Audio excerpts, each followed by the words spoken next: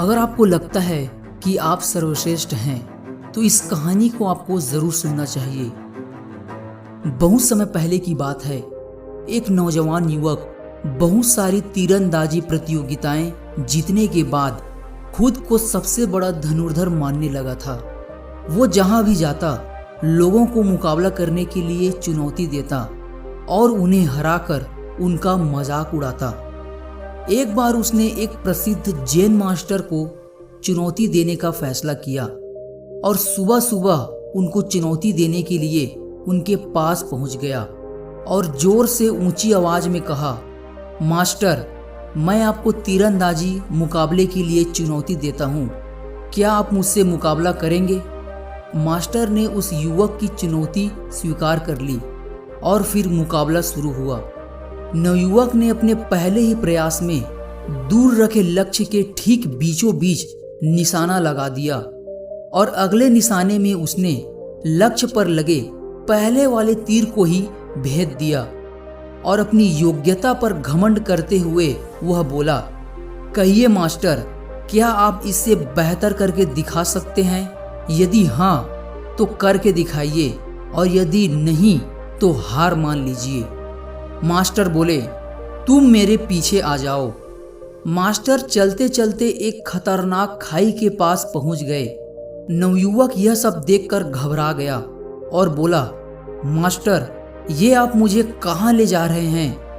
Master बोले, घबराओ मत, हम लगभग पहुंच ही गए हैं। और मास्टर ने कहा, ये सामने जो तुम्हें पुल दिखाई दे रहा है, बस अब हमें इस जर्जर पुल के बीचों बीच जाना है।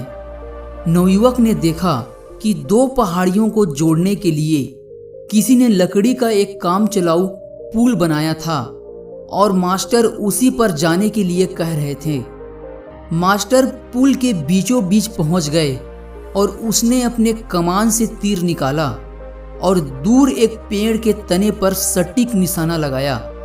निशाना लगाने के बाद मास्टर बोले, आओ पुत्र, अब तुम भी उसी पेड़ पर निशाना लगाकर अपनी श्रेष्ठता सिद्ध करो।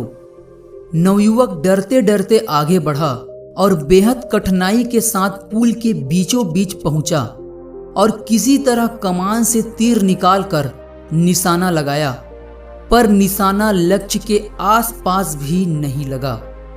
नवयुवक बहुत निराश हो गया और अपनी हार स्वीकार कर ली। तब मास्टर बोले, पुत्र, तुमने तीर धनुष पर तो नियंत्रण हासिल कर लिया है, पर तुम्हारा अपने मन पर अभी भी नियंत्रण नहीं है, जो किसी भी परिस्थिति में लक्ष्य को भेदने के लिए आवश्यक है। पुत्र, इस बात को हमेशा ध्यान में रखो कि जब तक मनुष्य के अंदर सीखने की जिज्ञासा है तब तक उसके ज्ञान में वृद्धि होती है, लेकिन जब उसके अंदर सर्वश्रेष्ठ होने का अहंकार आ जाता है तब से उसका पतन प्रारंभ हो जाता है। नवयुवक मास्टर की बात को समझ चुका था और उसे एहसास हो गया कि उसकी धनुर्विद्या का ज्ञान बस अनुकूल परिस्थितियों में ही कारगर है और उसे अभी भी बहुत कुछ सीखना बाकी है। उसने तुरंत ही अपने अहंकार के लिए मास्टर से क्षमा मांगी और सदा एक शिष्य की तरह सीखने और अपने ज्ञान पर घमंड न करने की शपथ ली। तो दोस्तों, इस जैन मास्टर की कहानी से हमें यही सीखने को मिलता है कि जब किसी व्यक्ति के अंदर सर्वश्रेष्ठ होने का अहंकार आ जाता है तभी से उसका पतन प्रारंभ हो जाता है। हर व्यक्ति की अपनी एक खासियत होती है जिसमें दूसरा व्यक्ति शून्य होता है, इसलिए सभी का आदर सम्मान करना हमारा कर्तव्य है। हमें कभी भी किसी का मजाक नहीं उड़ाना चाहिए और हमारे अंदर कभी भी ये अहंकार नहीं होना चाहिए कि मैं ही श्रेष्ठ हूं।